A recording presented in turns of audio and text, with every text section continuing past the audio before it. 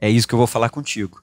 Que tudo que tu quer que aconteça na vida dos teus familiares, no que existe à sua volta, você tem que fazer primeiro. É isso que Jesus vai falar para nós. Vamos lá? Mateus 7. Todos encontraram na Bíblia? Leia com o pastor o verso 13, amados. Perdão, é o 12, desculpe. Mateus 7, versículo 12. Olha o que diz a Bíblia Sagrada. Portanto, tudo que vós quereis que os homens vos façam. Olha o que a Bíblia diz. Fazei-lhe também vós. Aí Jesus vai dizer, porque esta é a lei e quem mais? Então ele está dizendo, esse é um resumo da palavra, é um princípio importante. Então, tudo que eu quero que os homens me façam, o que diz a Bíblia? Faça você, como queridos? Primeiro. Olha que importante esse versículo que nós vamos ler. Vamos ler a terceira vez. Mateus 7,12. Portanto, tudo que você quer que os homens te façam, faça você também. Agora preste atenção. Aqui Jesus vai falar duas coisas. Eu vou começar a dividir agora para poder explicar melhor para você. Talvez você vai dizer assim, pastor, mas como assim? Jesus está dizendo que tudo que eu quero no meu familiar, eu tenho que ser o primeiro a fazer. Tudo que eu estou buscando no outro, eu tenho que ser o primeiro. Então vamos começar com essa parte. Jesus está falando de um princípio de plantio e colheita. Que o que eu quero que o outro mude, eu primeiro tenho que mudar. Se eu quero receber amor, primeiro eu tenho que fazer o quê? Dar amor. Se eu quero ser respeitado, Jesus está dizendo, primeiro eu tenho que fazer o quê? Se eu quero ser lembrado, eu tenho que lembrar. Jesus está falando de um princípio que ele praticou. Pode demorar. Porque às vezes você diz, pastor, eu mudei. Todos nós estamos aqui para mudar. Quem é que veio aqui para mudar? Você veio aqui para melhorar ou não? Para ser a mesma pessoa ou para melhorar como pessoa? Quem é que vai melhorar? Diga amém. É para isso que estamos na casa de Deus, para melhorar. A gente não chegou aqui com a vida perfeita, mas estamos aqui porque queremos mudar. Agora preste atenção no que eu estou te dizendo. Então Jesus está dizendo que tudo que eu quero que as pessoas façam, eu preciso fazer primeiro. E Jesus cumpriu. Essa palavra que você está vendo aqui, ele praticou. Como assim, pastor? Pensa em mim e em você. Antes de nós nos convertermos, nos entregarmos para Deus, às vezes na época que a gente nem vinha na igreja, talvez a gente falava mal da igreja. Nós vivíamos lá fora, às vezes até no vício. Fazendo coisas erradas, talvez desonestas, alguns até atitudes ilícitas. Então nós fazíamos coisas erradas, não merecíamos. O que Jesus fez? Ele foi lá e nos amou. Entregou a vida dele por nós na cruz e provou o amor dele.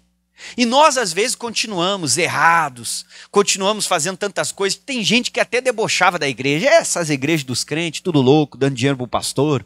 A gente falava mal da igreja. Só que Jesus foi lá e nos amou. Ele nos amou primeiro. Hoje Jesus está colhendo o que ele plantou na cruz. Porque hoje nós nos convertemos e nós amamos a quem? A Deus. Um dia Jesus foi lá e largou tudo para morrer por nós. Parecia que não ia dar em nada, porque nós tínhamos uma vida errada, mas chegou o dia que nós também nos convertemos. E ele está colhendo o que ele plantou. Então o que ele queria que a gente fizesse, ele fez primeiro. Primeiro ele largou tudo e morreu. Largou tudo e nos amou. Hoje ele está colhendo. E largamos tudo para servir a quem? A Deus. E hoje nós amamos eles. Ele, o nosso Senhor Jesus. Então isso é um princípio. Que aquilo que você quer que as pessoas façam, você tem que fazer primeiro. Então Deus não disse assim, eu quero que você me ame. Deus foi lá na cruz e o que ele fez? Nos amou. Deus não disse, eu quero que você largue tudo. Ele foi lá na cruz e ele largou tudo por você. Então tudo que Jesus fez, nós estamos devolvendo para ele agora. E ele está dizendo que isso funciona na família. Mas o que eu quero te dizer é que o plantio e a colheita tem um tempo, um intervalo. Não vai ser tão rápido. Talvez você vai se tornar uma esposa melhor. Não espere que amanhã o seu marido seja um marido melhor. Às vezes isso pode levar semanas. Isso pode levar meses. Plantio e colheita é assim. Tem casos que você planta e para colher o primeiro fruto daquela árvore pode se levar até anos. Mas o segredo é não parar. É você continuar fazendo o que você quer receber. Se eu quero receber coisas boas, eu tenho que fazer coisas boas para minha família. Pastor, mas eu já mudei. Que bom que você mudou. Continue assim. Continue dando o seu melhor, continue se dedicando, continue fazendo o seu melhor. Por quê, pastor? Porque olha o que a Bíblia diz em Gálatas capítulo 6. Vá um pouco à frente na sua Bíblia comigo, na carta do Paulo às igrejas. Nós vamos ler a carta de Paulo à igreja da Galácia, capítulo de número 6. É o último capítulo desse livro bíblico que você vai ler comigo. Gálatas capítulo de número 6. Você está em Mateus? Você vai andar um pouquinho, que é o Marcos, Lucas, João, aí vem Atos, Romanos, Coríntios, e você vai chegar na carta aos Gálatas, capítulo de número 6. Você vai ler comigo. Aí diz assim o 6, pessoal, versículo 9. Alguém precisa de ajuda? Você pode levantar a mão que os obreiros ajudam você. Precisa de ajuda alguém? Senão eles vão até você ou você acompanha na tela comigo. Versículo 9, vamos lá? Olha o que a Bíblia diz, então o que eu tenho que fazer? Todo mundo junto? E não nos cansemos de fazer o bem. Deus está dizendo, continue plantando. Pastor, mas ninguém mudou, meu familiar não mudou. Continua, o que você quer que ele faça, você vai fazer primeiro. Continue se dedicando, se esforçando, sendo um bom marido, uma boa esposa, um bom pai, uma boa mãe. Continue, não canse de fazer o bem. Pastor, eu estou cansando, então vem para a igreja, vem orar. Mesmo que seja um dia que não tem culto, mas a igreja está aberta, fica num banco aqui, faz sua oração, acabou, você vai. Mas vem orar, se fortaleça, busque essa força em Deus. Se você está cansando, pastor, eu dou o meu melhor, mas essa pessoa não muda. Eu me dedico, mas ela continua igual. Não deixe o mal vencer você. Vença o mal com o bem. Continue firme, porque você vai começar a colher daqui a um tempo. Aí a Bíblia diz, e não nos cansemos de fazer o bem. Como é que diz a Bíblia? Porque ao seu tempo, o que nós faremos? Ceifaremos, ou seja, Deus está dizendo, você vai colher.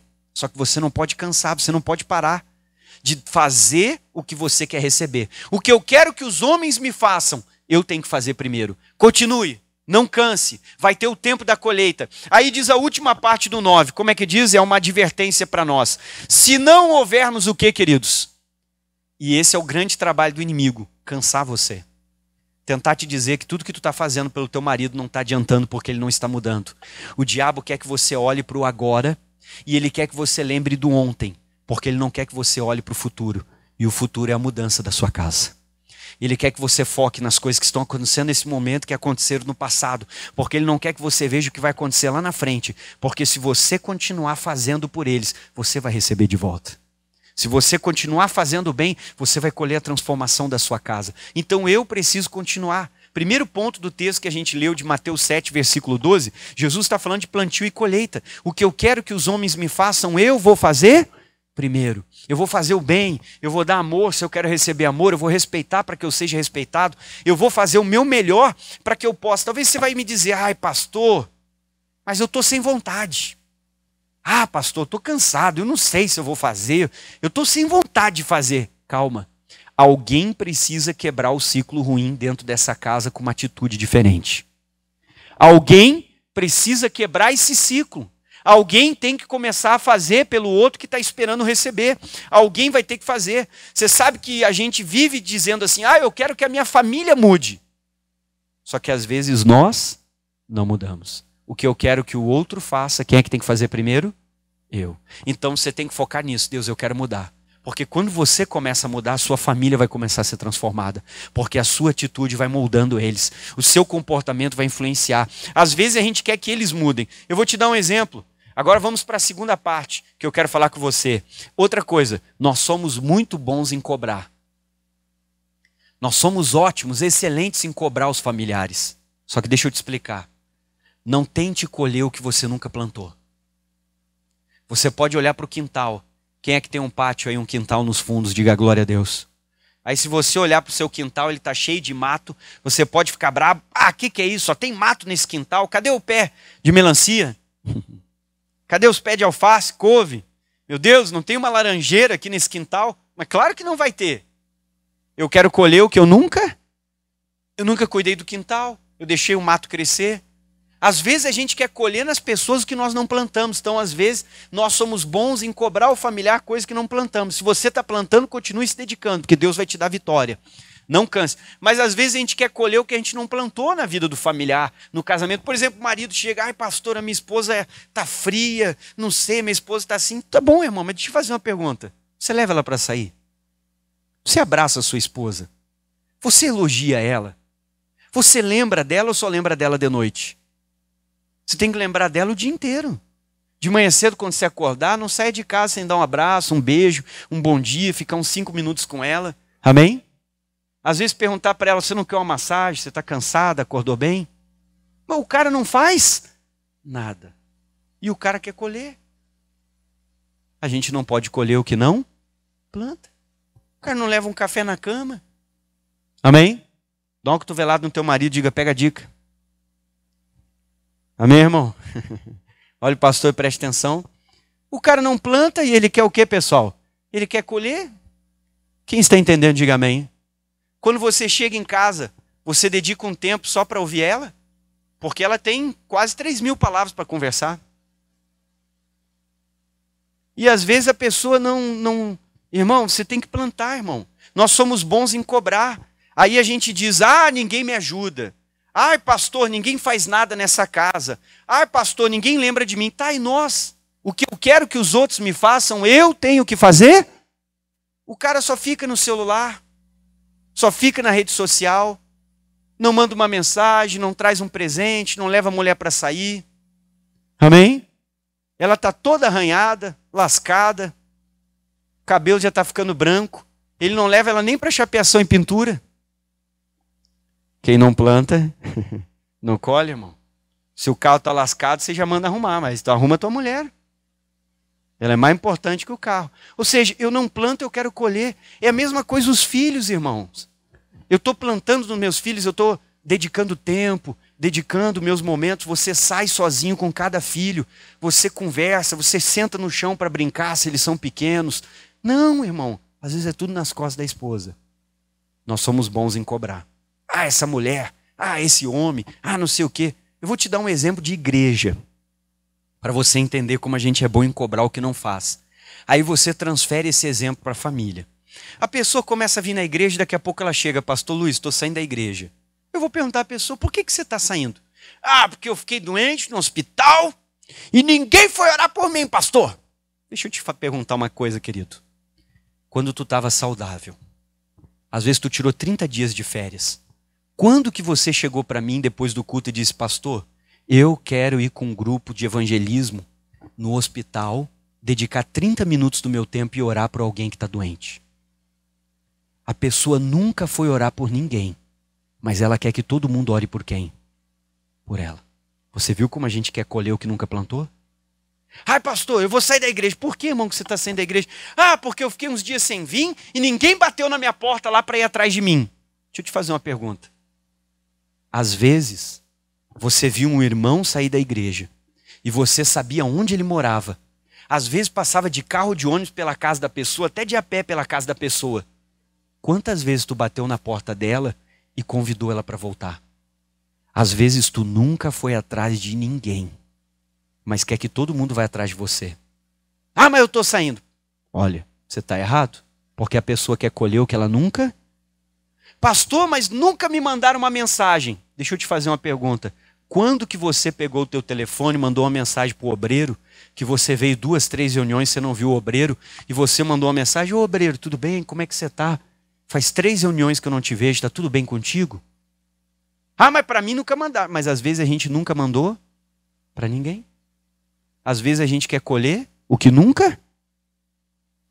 o pastor não me mandou uma mensagem, mas quando que você me mandou uma mensagem perguntando, ô pastor, tá tudo bem? Não te vi na igreja esses dias. Nunca, irmão. Às vezes a gente quer colher o que nunca plantou. Então esse é o cuidado, a gente é bom em cobrar. Pastor, ninguém me ajuda nessa casa, mas nós ajudamos? Eu não me sinto amado, mas eu estou demonstrando amor? Pastor, minha família... pastor, eu faço, mas eu faço de coração ou faço reclamando? Porque às vezes a esposa diz, amor, arruma a tomada. Essa mulher não pode me ver sentada, eu estou de folga, te arranja trabalho, tem que arranjar coisa para me fazer, e vai lá e toma 3 choques ainda. Porque faz as coisas reclamando. Não está fazendo de coração. E se você faz reclamando, você está plantando uma semente ruim. É a mesma coisa a esposa, ela vai lavar a louça, mas ela lava, meu Deus, sai de perto. Todo mundo tem que sair de casa quando ela vai arrumar a casa, que sobra até pro Rex. Tem mulher assim. Começa a arrumar a casa, meu irmão, sai fora, porque mau humor tremendo quando vai arrumar a casa. Briga, xinga, porque não gosta de arrumar a casa. Ela briga com todo mundo. Meu Deus, é pior que a TPM. Aí ela vai lavar a louça, ela lava reclamando. Eu sou uma empregada, é só eu, já trabalho a semana toda, ainda tem que fazer hora extra na minha casa. Onde se viu isso? E não sei o quê. E você está fazendo reclamando. Não, você tem que fazer de coração, orar a Deus e dizer, Deus, faz eu ter amor por servir a minha família, por fazer as coisas em casa, cuidar do meu lar. Peça para Deus esse amor, para Ele colocar no seu coração. Então, às vezes, a gente cobra da família aquilo que não estamos dando para eles. E o que Jesus está falando em Mateus 7,13? Que o que eu quero que os homens me façam, eu tenho que fazer. Ele falou de plantio e colheita, mas ele falou de uma segunda coisa. Quando ele diz, você tem que fazer, Jesus está dizendo que você tem que ser um exemplo. Você tem que ser um exemplo do que você quer receber. E aí nós temos que parar e nos perguntar, que tipo de exemplo nós estamos sendo para a nossa família? Tito capítulo 2. Vamos lá com o pastor. Tito, que tipo de exemplo você tem sido para o seu filho? Que tipo de exemplo você tem sido para sua mãe, para o seu pai, para o seu irmão, para a sua esposa, para o vizinho? É isso que a gente tem que parar para pensar. Que tipo de exemplo nós estamos sendo? Tito, capítulo de número 2. Vamos todo mundo junto ali.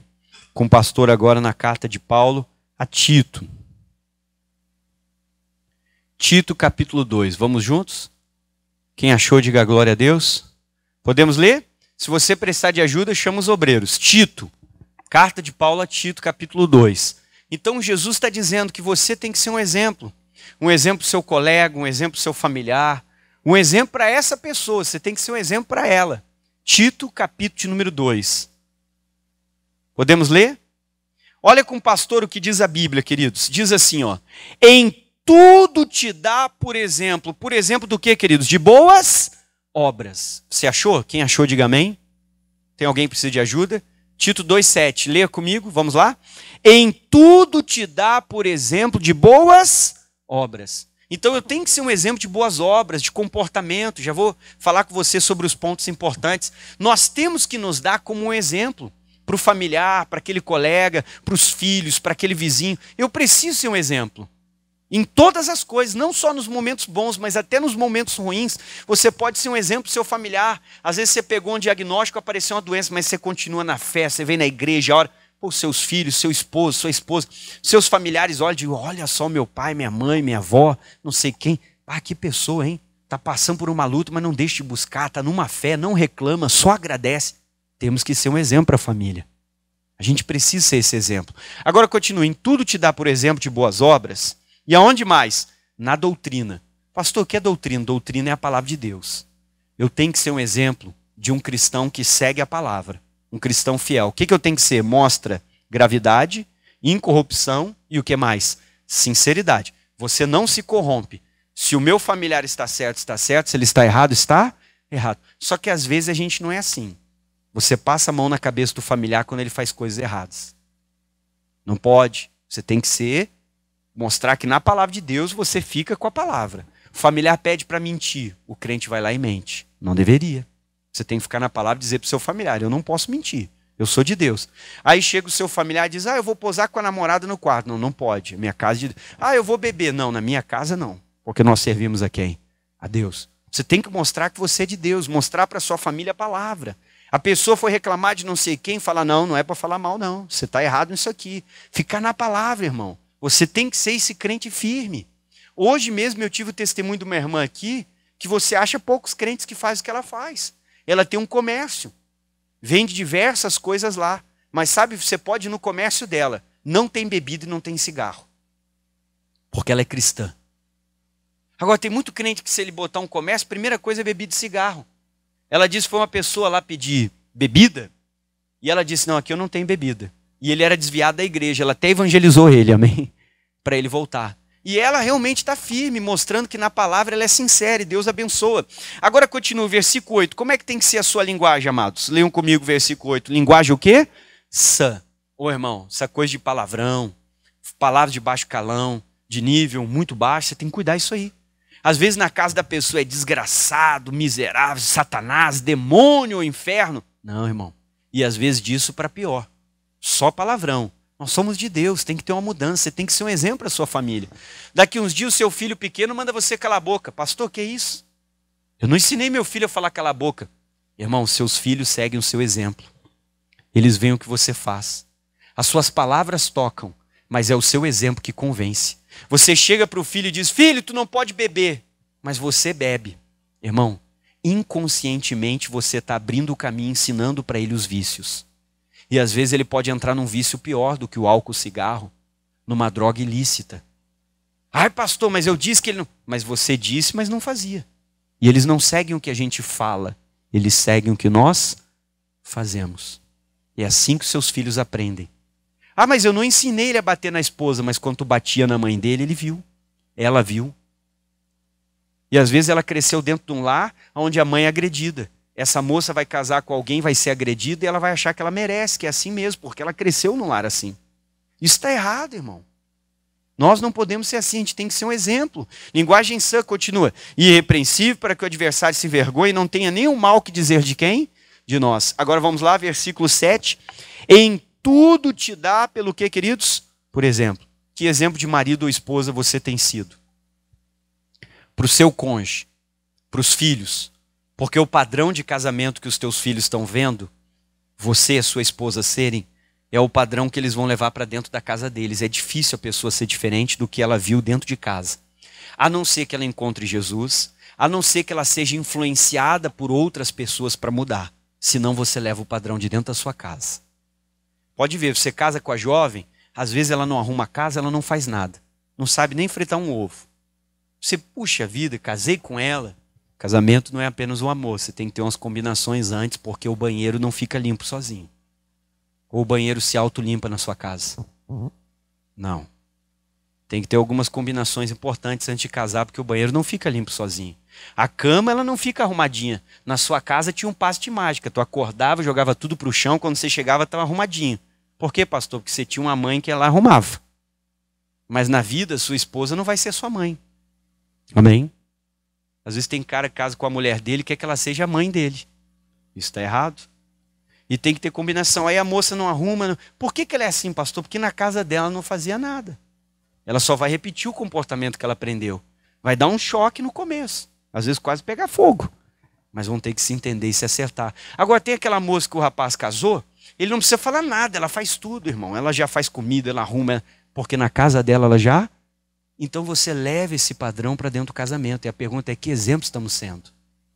A Bíblia diz: em tudo te dá por exemplo. Seus filhos têm que ver você tratando bem a mãe deles. Ver a mãe respeitando o pai. Ver o casal bem. Eu não digo que às vezes o casal não vai ter diferença, mas eles vão resolver e procurar sempre longe dos filhos. Para eles não verem isso. Para eles terem o casamento como um exemplo. E você também tem que ser o exemplo. Porque às vezes você tem muitos problemas dentro de você. Forma de administrar dinheiro. Machismo. Tem cara que trabalha e diz: o dinheiro é meu, não dá um centavo para a mulher dele. Se a sua mulher não trabalha, você tem uma obrigação de pelo menos dar uma mesada para ela todo mês. Senão você é um péssimo marido. Se ela não trabalha. Pastor, ela não trabalha, irmão. Bota a saia e fica no lugar dela em casa, arrumando a casa, você vê. Em 3 dias você vai pedir para sair. Arrumando a casa, cuidando das crianças, ouvindo gritaria, fazendo comida. Em 3 dias você vai pedir para sair. Amém? Você vai pedir, que não é fácil. É fácil ou não é? Não é fácil, irmão. Louça parece que não acaba nunca. Roupa, meu Deus, parece que tem uns 20, mas só tem 2 na casa. Parece que tem uns 30, porque não acaba nunca de lavar. Se lavou, tem sujo de novo. Irmão, você tem que mudar. Tem coisa que a gente tem que mudar. E você leva os padrões de dentro da sua casa para o casamento. Eu vou te dar um exemplo. Vou falar de 2 pessoas que casaram. O Paulo e a Renata. São 2 pessoas fictícias. O Paulo casou com a Renata. Olha só como você leva coisa da sua casa, que você precisa buscar Deus para melhorar nisso. Aí o Paulo chegou para a Renata, que é a mulher dele, que está indo no supermercado, e disse: Renata, por favor, traz para mim o refrigerante da marca tal que eu gosto. Ela disse: tá bom, com certeza. Ela foi fazer as compras da casa com a lista que ela já planejou e fez as compras, foi lá no mercado, tal, comprou tudo. Aí ela chega, o Paulo está só ansioso, aguardando o refri dele e tal, e ela começa a desembrulhar sacolas, tirar. Daqui a pouco ele pergunta: e o refri? Ela disse: eu esqueci. Quando ela diz que esqueceu, ele vai perder a cabeça. Ele vai explodir, vai xingar ela, vai gritar com ela, vai falar um monte de coisa para ela. E ela vai ficar assim: nossa, o que eu fiz? É só um refri. É só ir no bar da esquina ou no restaurante, na lancheria ali, e faz o quê? E pega o outro. Mas o cara quase surtou, xingou, gritou, e não sei o quê, e falou... é que a Renata não sabe que o Paulo tem problemas da infância. Abandono, rejeição, era deixado de lado, passou por lutas com o pai e com a mãe. E são problemas do passado que ele ainda não admite e ele nunca resolveu. E durante o casamento ele vai explodir com ela por várias coisas e por coisas desse tamanhinho. Que para qualquer pessoa que você dizer, a pessoa vai dizer, não acredito, que por causa disso, essa pessoa briga e xinga você, é porque ele tem sérios problemas emocionais que ele nunca tratou. Que talvez ele nunca admitiu. E ele explode por coisas pequenas.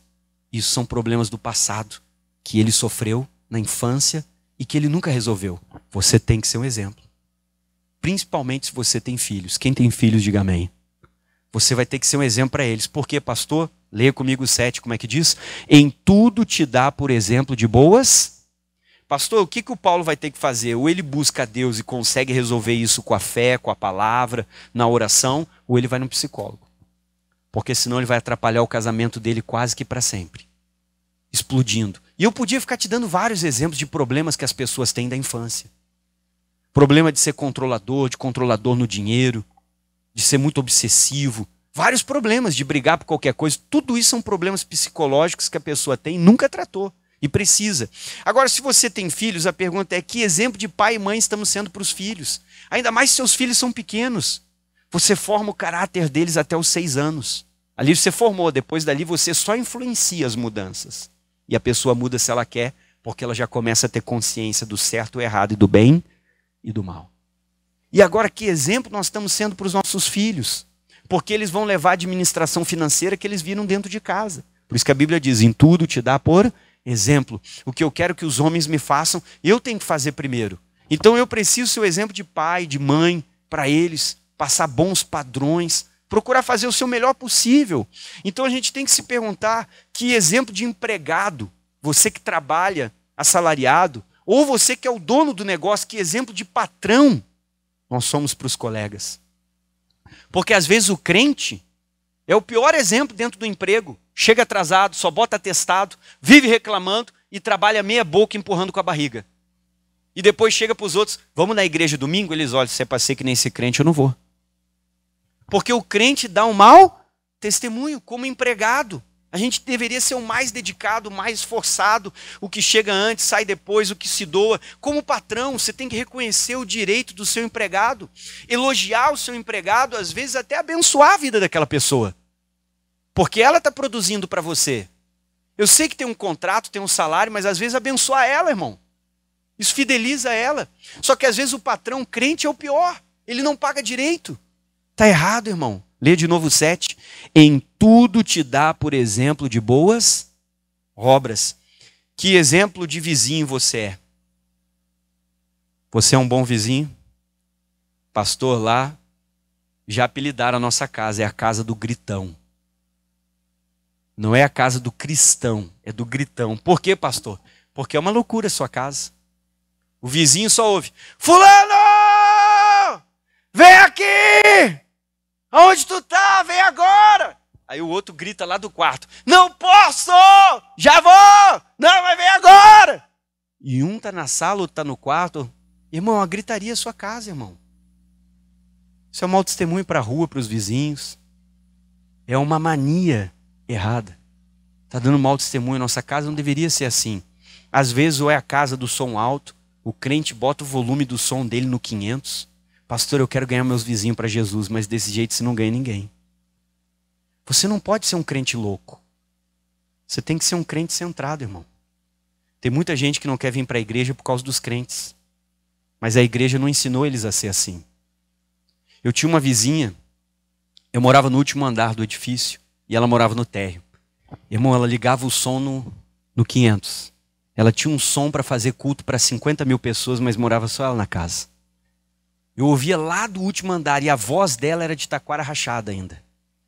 Porque tinha uma música que ela foi tocar, que aquela Ana Paula Valadão gravou, e ela, me ama! Meu Deus, irmão, de manhã cedo, irmão, você acordava com aquele negócio. Eu sou crente, eu gosto de louvor. Mas ela incomodava. E ela começava a fazer uns cultos na casa dela. Eu sou crente, eu gosto de culto, mas aqueles lá incomodavam, porque ela levava uma galera que quase não cabia dentro, tinha que ficar uns para fora, e começava uma barulheira e gritava, irmão, e às vezes eles iam até meia-noite. E o outro dia era dia da semana que todo mundo tem que acordar cedo para trabalhar. E a vizinha dela não era crente e tinha uma mãe acamada. Então olha o testemunho que essa mulher dava, irmão. Um dia eu fiquei muito triste, aquilo me chocou por dentro por causa de Jesus. Eu estava na varanda do meu apartamento e tinham duas vizinhas conversando, a do térreo do primeiro andar, se eu não me engano. E daí uma falou para a outra, bah, era melhor ter um macumbeiro aqui do que essa mulher crente aqui, porque ela só incomoda. Então ela deu um mau testemunho. Eu não digo que você não pode fazer um culto na sua casa, mas a Bíblia diz com ordem e decência. É isso que a Bíblia diz, respeitando os limites e o vizinho. E às vezes você é um crente que dá um mau testemunho, é um crente que briga com todo mundo. Que tipo de vizinho você é? Irmão, você tem que mudar. Eu não estou dizendo que você vai ser uma pessoa perfeita. Vamos em Provérbios 4. Mas você tem que mudar. Chega final do ano, nem a tua família quer te visitar. Isso está amarrado na nossa vida, a gente precisa melhorar. Então, nós não estamos sendo um bom exemplo. Provérbios capítulo 4. Então nós temos que melhorar nisso, melhorar no trabalho. O que você quer que os homens te façam, faça você primeiro. Se dedique, seja um exemplo. Plante para poder colher. Dê um bom testemunho.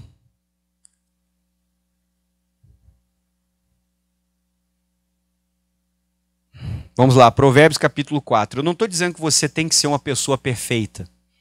O que eu estou dizendo é que nós podemos melhorar. E você tem que buscar melhorar em cada área da sua vida que for possível. Você não vai ser perfeito, mas você vai melhorar bastante para poder mostrar Cristo para as pessoas. Provérbios 4. E ser um cristão centrado, irmão. Não ser de mais e também não ser de menos. Você tem que ser centrado, tem que ser sábio para ganhar essa pessoa para Jesus. Amém? Não pode ser aquele crente fanático. Às vezes as pessoas nem querem mais na sua casa porque você vai orar para abençoar a ceia de Natal e 50 minutos de oração. Eles não querem mais ir, vai comer, tá tudo gelado, irmão. Até lentilha gelou. Vamos lá? Provérbios capítulo 4, quem achou, diga glória a Deus. Oração é rápida, irmão. Eu, quando vou abençoar alimento, não peço mais para ninguém, nem para pastor convidado. Um dia eu pedi para um pastor convidado, abençoe para nós, querido. Eu gostava dele, meu Deus, irmão, queimou até o coração na churrasqueira. Fui pegar, estava uma borracha o coração, porque ele orou pelo Afeganistão, pelo Azerbaquistão, mandou Deus botar comida na mesa lá do Quênia, em todos. Meu Deus, eu pensei, meu Deus, continente africano tem não sei quantos países, se ele continuar orando por cada um, a gente vai sair daqui amanhã. Vamos lá. Todos acharam? Quem achou Provérbios aí, diga glória a Deus. Amém? O cara da churrasqueira se emocionou, fechou os olhos, entrou na oração, estava bonita a intercessão. Só que queimou tudo, irmão. Passou do ponto. Não é, aquela oração não é para aquele momento, que lá é para um culto na igreja, amém? Para o culto na igreja. Vamos lá, Provérbios capítulo 4. Você vai abençoar, aí aquele dia me deu um negócio. Agora quando eu abençoo é assim, Senhor, esse alimento está abençoado, consagrado em nome de... Vamos lá, pode comer. Vamos lá, Provérbios 4, versículo 18. Olha o que diz o 18. É assim que nós temos que ser. O que diz a sua Bíblia? Mas a vereda dos justos, como que ela é, queridos? É como a luz do quê? Da aurora, que vai brilhando mais e mais até ser um dia. Então eu não estou dizendo que você vai ser uma pessoa perfeita, mas você tem que brilhar mais, você tem que começar a mudar em cada área, você tem que começar a melhorar em cada área que Deus está falando contigo, em cada culto, cada mensagem, cada palavra, cada reunião a gente tem que melhorar, irmão. Esse é o trabalho do cristão. O cristão não pode parar de mudar. Se você está na igreja há anos, você não muda, você só está na igreja, perto de Jesus você não está. Porque é impossível uma pessoa que está perto de Jesus que não mude. Se nós não estamos mudando, você está dentro da igreja, mas não está perto de Jesus. Porque quem está perto de Jesus vai melhorando a cada dia. Aí diz aqui, vamos lá? Mas a vereda dos justos é como a luz do quê? Da aurora. Irmão, a luz da aurora é o amanhecer. O que acontece no amanhecer? O sol vai brilhando mais e... até tá aquele solzão bonito, irmão. Nós temos que melhorar, mudar cada ano, cada dia, cada mês. Pastor, antes eu era assim, mas agora eu melhorei. Antes eu fazia, agora eu não faço. Eu ouvi a palavra, eu tomei uma decisão, agora eu quero ter um compromisso, uma vida com Deus. Dar um bom testemunho. Como é que é o caminho do ímpio? O ímpio é aquele que conhece a palavra, mas não pratica.